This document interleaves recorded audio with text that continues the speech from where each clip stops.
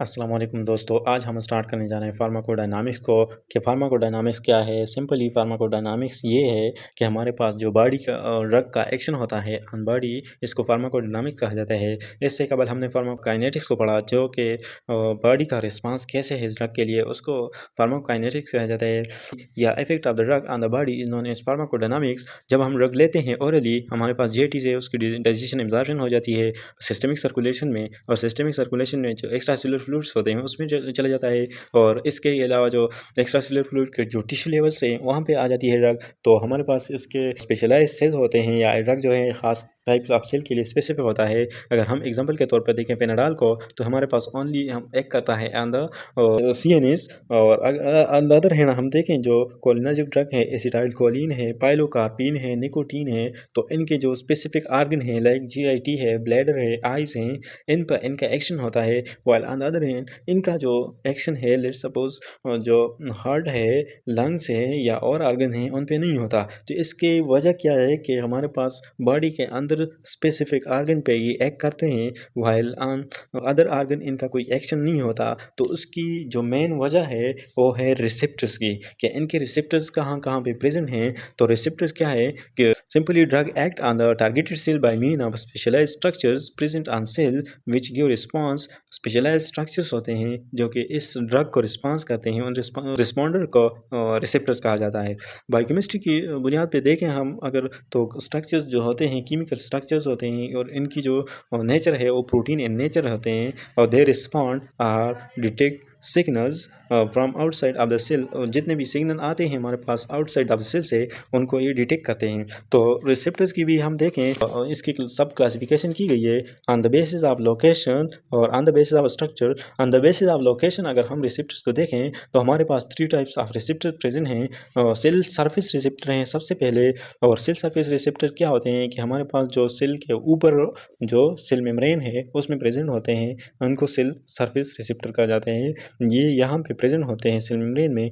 और इनके लिए जो लाइगेंड है, लाइगेंड क्या चीज़ है, हर वो चीज़ जो कि इस रिसेप्टर के साथ बाइंड करती है उसको लाइगेंड कहा जाता है। इनका जो लाइगेंड है वो आके इसके साथ बाइंड होता है, और इसकी एग्जांपल है इंसुलिन रिसेप्टर्स। इसके अलावा जो साइटोप्लाज्मिक रिसेप्टर्स हैं, उनका जो रिसेप्टर है वो कहाँ पे प्रेजेंट होगा, सेल में, साइटोप्लाज्म में। और यहाँ पे जो लाइगेंड है वो आके साइटोप्लाज्म में इस रिसेप्टर के साथ बाइंड करेगा। और उनकी एग्जांपल में है स्टेरॉयड हार्मोन के, जितने भी स्टेरॉयड हार्मोन हैं लाइक कार्टिसोल, एस्ट्रोजन, प्रोजेस्टेरॉन या टेस्टोस्टेरोन, ये हमारे पास स्टेरॉयड हार्मोन जो कोलेस्ट्रॉल इन नेचर होते हैं, और इनका जो रिसेप्टर है वो साइटोप्लाज्म में प्रेजेंट होता है। जो थर्ड वन है वो न्यूक्लियर रिसेप्टर है। न्यूक्लियर रिसेप्टर्स हमारे पास न्यूक्लियस के अंदर प्रेजेंट होते हैं, हमारे पास DNA और RNA के साथ बाइंड होते हैं। और इन्हीं रिसेप्टर की जो एग्जांपल है थायराइड हार्मोन जो T3 और T4 हैं, वो हमारे पास न्यूक्लियर रिसेप्टर्स हैं। On the basis of structure अगर हम देखें तो हमारे पास इसकी फर्दर टाइप्स हैं, लाइक लेट्स सपोज जो transmembrane ligand gated ion channels हैं, एज द नेम इंडिकेट कि ट्रांस मेम्ब्रेन जो कि सेल मेम्ब्रेन है उसको बोथ साइड पे क्रॉस करते हैं। और लाइगेंड जो है, लाइगेंड हर वो चीज़ जो कि रिसेप्टर के साथ बाइंड होती है। गेटेड आयन चैनल्स यानी जो कि ये आयन के हाथ चैनल्स होते हैं, these are ion channels extracellular portion. इनका जो एक्स्ट्रा सेलुलर जो सेल के बाहर का जो पोर्शन होता है कंटेन लाइगेंड बाइंडिंग साइट, और इसी पे जो एक्स्ट्रा सेलुलर पोर्शन है इस पे बाइंडिंग साइट होती है। आफ्टर बाइंडिंग जब इसकी लाइगेंड इसके साथ बाइंड करते हैं तो क्या होते हैं कि रिसेप्टर एक्टिवेट हो जाते हैं और अलाउ करते हैं हमारे पास आयन फ्लो को। इधर हम देखें तो इसमें हमारे पास इस सेल मेम्ब्रेन है, और ये जो ट्रांस मेम्ब्रेन यानी बोथ साइड से इनने मेम्ब्रेन को क्या किया है कि पास किया है। तो और इस पे जो लाइगेंड बाइंडिंग साइट है, ये लाइगेंड बाइंडिंग साइट है। जब लाइगेंड बाइंड नहीं करता तो ये इनएक्टिव होते हैं हमारे पास, और जब लाइगेंड बाइंड कर जाता है तो हमारे पास जो आयन है उनकी इन्फ्लक्स करते हैं। जो आयन की इन्फ्लक्स होती है टू द सेल, और इसी वजह से इनका जो कंसंट्रेशन है, आयनिक कंसंट्रेशन, वो चेंज हो जाता है। और आयनिक कंसंट्रेशन जब चेंज हो जाता है तो हमारे पास एक्शन पोटेंशियल क्रिएट करता है, और इसी एक्शन पोटेंशियल की वजह से हमारे पास जो फर्दर प्रोसेस होते हैं सेल के अंदर वो हो जाते हैं। एग्जाम्पल में हमारे पास GABA receptor and cholinergic receptors.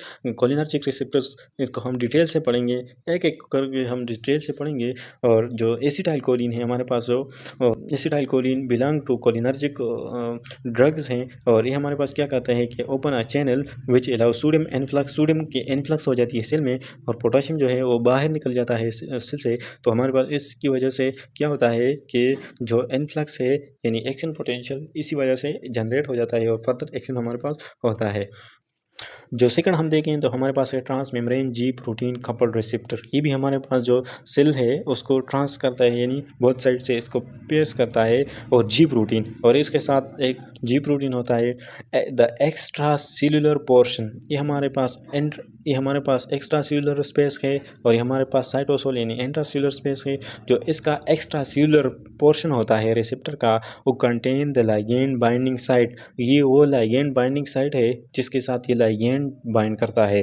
And the intracellular portion, जो इंट्रासेल्युलर पोर्शन है ये वाला पोर्शन ये हमारे पास इंटरेक्ट करता है विद जी प्रोटीन। हमारे पास स्पेशलाइज हमारे पास जी प्रोटीन है, इसके साथ इंटरेक्ट करता है। इस रिसेप्टर को 7 पास रिसेप्टर भी कहा जाता है, क्योंकि फॉर द 7 टाइम हमारे पास जो सेल मेम्ब्रेन है इसको क्रॉस करता है। जो जी प्रोटीन है इसकी 3 काइंड्स होती हैं, 3 टाइप्स के होते हैं, जी एस, जी आई और जी क्यू। लेकिन इनकी जो कंपोजिशन होती है वो 3 प्रोटीन सब यूनिट से बने होते हैं। उनमें अल्फ़ा सब यूनिट है जो कि बाइंड करता है जीटीपी के साथ। इसके अलावा जो बीटा सब यूनिट और गामा सब यूनिट है वो anchor the G protein in the cell membrane. होता क्या है कि इनकी जो एक्स्ट्रा सेल्यूलर स्पेस है यानी एक्स्ट्रा सेल्यूलर जो लाइगेंड बाइंडिंग साइट है ये हमारे पास इसके साथ जो है वो बाइंड हो जाते हैं। तो हमारे पास जो जी प्रोटीन है नॉर्मली ये in the form of inactive state में होता है। इनएक्टिव स्टेट में जो अल्फ़ा सब यूनिट है इसके साथ जीडीपी बाइंड होती है। जब जीडीपी बाइंड होती है तो हमारे पास इनएक्टिव होते हैं, और जब इनके साथ क्या होता है ये occupied receptor change shape and interact with the GS protein release GDP and bind with GDP. जब भी इसके साथ जो लाइगेंड है वो बाइंड कर जाता है तो इसमें चेंजेस आ जाते हैं इस रिसेप्टर में, और जो अल्फ़ा सब यूनिट जो जीएस प्रोटीन का अल्फ़ा सब यूनिट है वो हमारे पास जो जीडीपी उसके साथ बाइंड होती है उसको रिलीज़ करता है, और उसकी जगह जो है जीटीपी ले लेती है। जब जीटीपी अल्फ़ा सब यूनिट के साथ बाइंड करती है तो इसकी एक्टिवेशन हो जाती है। तो अल्फ़ा सब यूनिट जीटीपी कम्प्लेक्स ये एक्टिव हो जाते हैं। अल्फ़ा सब यूनिट क्या है, डिसोसिएट एंड एक्टिवेट एडेनाइलाइल साइक्लेज। तो अल्फ़ा सब यूनिट अलॉन्ग विद जीडीपी जब इसकी एक्टिवेशन हो जाती है तो ये हमारे पास मूव करता है from its original side toward the जो कि एडेनाइलाइल साइक्लेज कहते हैं। जब इसकी अल्फ़ा सब unit GTP complex adenylyl cyclase के साथ इंटरेक्ट करता है तो इसकी एक्टिवेशन हो जाती है। हमारे पास जो सेकंड मैसेंजर है वो प्रोड्यूस होता है साइक्लिक एएमपी। तो इस सेल के लिए हमारे पास 2 मैसेंजर है। फर्स्ट ये मैसेंजर जो कि बाहर से इस सिग्नल लेके आया सेल मेम्ब्रेन तक, और जो सेकंड मैसेंजर है हमारे पास सेल मेम्ब्रेन से जो साइटोप्लाज्म और न्यूक्लियस है वहाँ तक रिसेप्टर्स को जो सिग्नल्स है उसको लेके जाएगा। तो होता क्या है कि जब इसकी जो टाइम होती है बहुत शॉर्ट होती है, फ्रॉम सेकंड टू मिनट्स होती है, तो फिर क्या होता है कि हमारे पास जो जीटीपी है जब इसकी डिग्रेडेशन हो जाती है इनटू द जीडीपी तो अल्फ़ा सब यूनिट अगेन इनएक्टिव हो जाता है, और ये जो एडेनाइलाइल साइक्लेज के साथ इसने जो कम्प्लेक्स बनाया था वो डिसोसिएट हो जाता है और ये अपनी ओरिजिनल फॉर्म में चला जाता है। उस वक्त तक यह एक्टिव रहेगा जब तक ये लाइगेंड इस लाइगेंड बाइंडिंग साइट के साथ क्या हो, बॉन्ड हो। जब इसकी डिग्रेडेशन हो जाती है लाइगेंड की तो ये हमारे पास जो अल्फ़ा सब यूनिट है वो भी फिर इनएक्टिव हो जाता है। तो बाइंडिंग ऑफ एन एगोनिस्ट, जो कि एगोनिस्ट जो भी चीज़ है जो कि रिसेप्टर के साथ बाइंड होती है, क्या करता है कि receptor increase GTP binding to alpha सब यूनिट, जीटीपी बाइंड हो जाता है अल्फ़ा सब यूनिट के साथ, और फिर क्या होता है कि अल्फ़ा और जीटीपी कम्प्लेक्स जो होते हैं डिसोसिएट हो जाते हैं from the beta gamma complex, ये हमारे पास डिसोसिएट हो जाते हैं।